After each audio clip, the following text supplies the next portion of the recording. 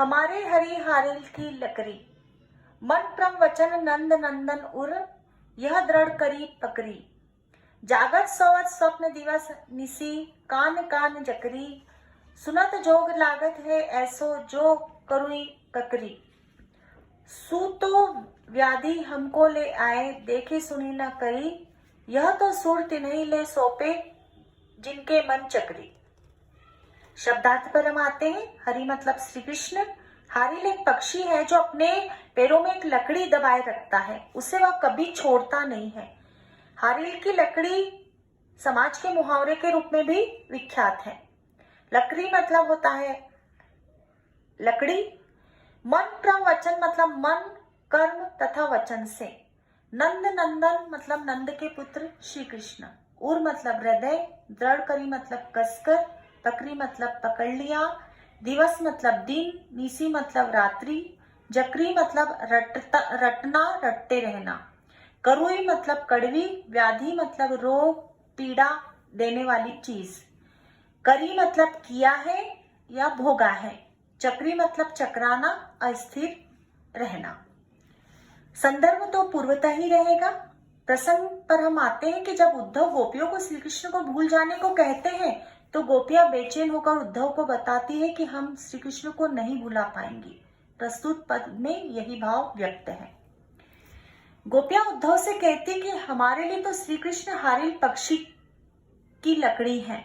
जिस प्रकार हारिल पक्षी अपने पैरों में लकड़ी को कभी नहीं छोड़ता, वह जानता है कि यह मेरा एकमात्र सहारा है और उस सहारे को वह अपने से कभी विलग नहीं होने देना चाहता और कभी विलग भी नहीं करता। तो कहती है कि हम जो है, जिस प्रकार हारिल पक्षी अपने पैरों को लकड़ी को नहीं छोड़ पाता, उसी प्रकार हम श्री कृष्ण से अलग नहीं हो पाएंगे। वे हमारे जीवन के आधार है। जैसे हारिल पक्षी के लिए लकड़ी आधार है, वैसे ही यहाँ गोपियों के लिए श्री कृष्ण उनके जीवन के आधार है।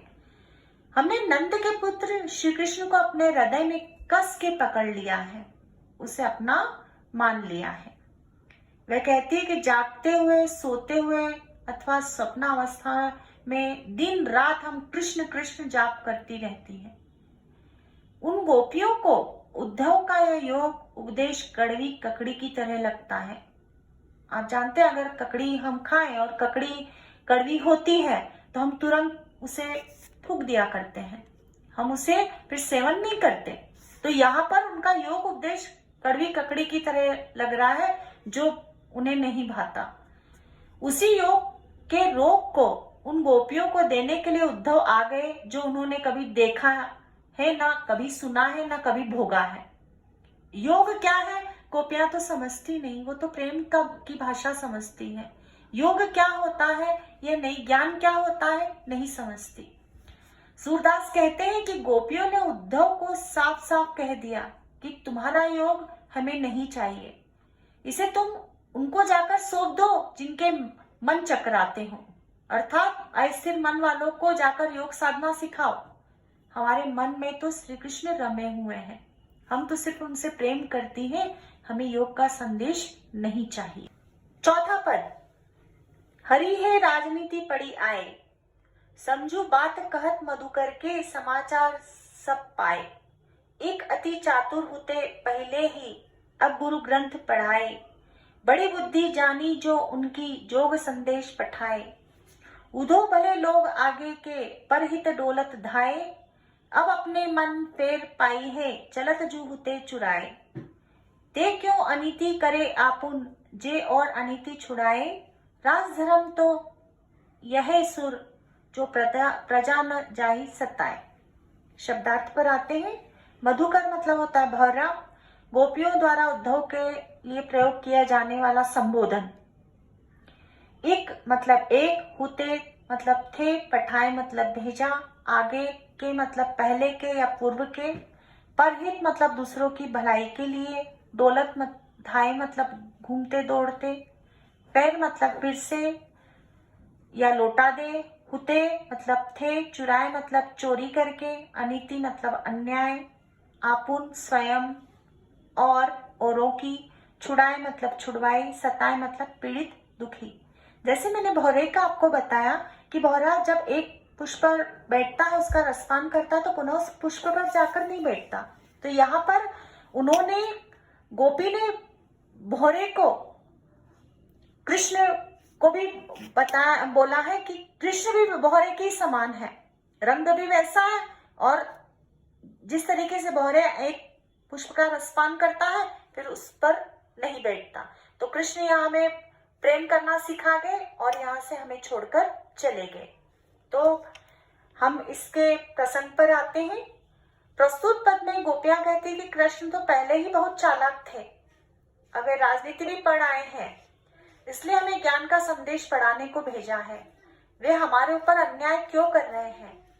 उनसे कहना कि राजा का धर्म तो प्रजा की रक्षा करना है।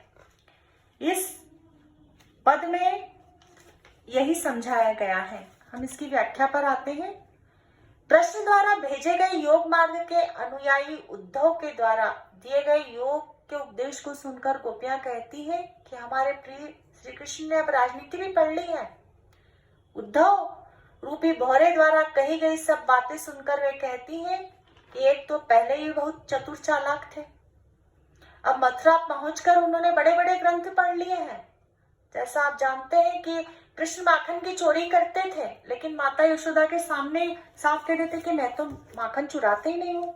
जब अपने महल में इतना माखन है तो मुझे माखन चुराने की क्या आवश्यकता है।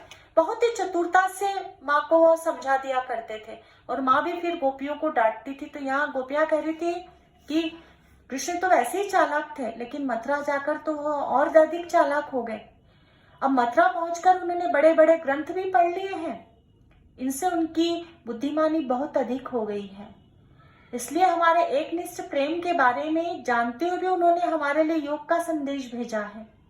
वे उद्धव से कहती है, पहले के लोग बहुत अच्छे थे जो दूसरे की भलाई के लिए भागे दौड़े फिरते थे। हे उद्धव जी, आप उनसे कहना कि मथुरा जाते समय हमारे जिन मनों को वे चुरा कर ले गए हैं उन्हें लौटा दे। आशय यह है कि कृष्ण पहले तो हमारे मन को चुरा ले गए और अब योग का संदेश भेजने में उन्हें संकोच नहीं होता।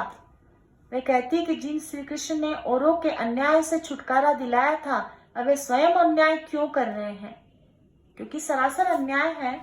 वे तो चाहते थे कि कृष्ण स्वयं आकर उनसे मिले, और यहाँ वो उद्धव को भेज रहे हैं योग का संदेश देने के लिए। सूरदास जी के शब्दों में गोपियां कहती है, आप उनको बताना कि राजा का धर्म तो प्रजा की रक्षा करना होता है, प्रजा को पीड़ित करना नहीं होता, तो वे हमें क्यों सता रहे हैं। अब देखें यहाँ पर कि जब इस तरीके से गोपियां बात करती हैं, यहाँ जब उद्धव ने देखा कि ब्रजवासियों की दशा, गोपियों की दशा, गायों की दशा अवर्णनीय है। गोपियां जो है सिर्फ कृष्ण कृष्ण, उन्हें कोई सुध-बुध नहीं, ना अपने शरीर की, ना खाने की, ना पीने की, किसी भी चीज की नहीं। गाय जो है निरंतर अश्रुधारा बहाती जा रही है। गाय के जो छोटे छोटे बच्चे हैं उन्होंने दुग्ध पान करना छोड़ दिया है।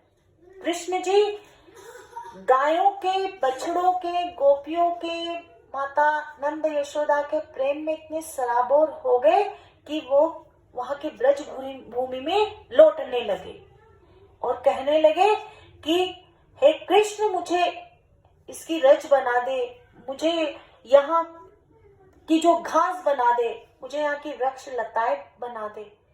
इतना अधिक प्रेम, उद्धव जी का जो योग का संदेश ज्ञान था वो सारा चकनाचूर हो गया था। और जब कृष्ण ने देख लिया कि अब पूरी तरीके से उद्धव का अभिमान चकनाचूर हो गया, तो उन्होंने सारथी को भेज दिया कि उद्धव को ले आओ।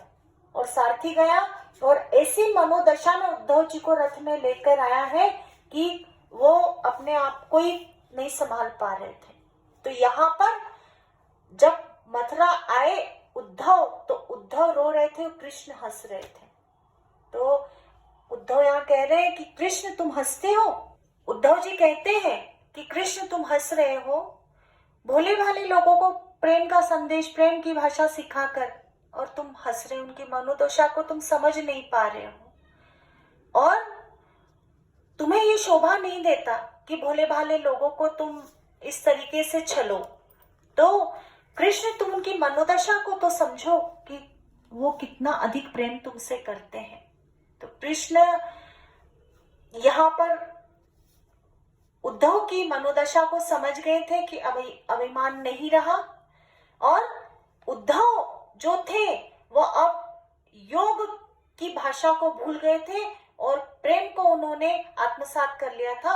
यहाँ कृष्ण को भी वो स्नेह करने लगे थे, उनको प्यार करने लगे थे, उनके भक्ति रस में वो भी डूब गए थे, उनके प्रेम रस में डूब गए थे।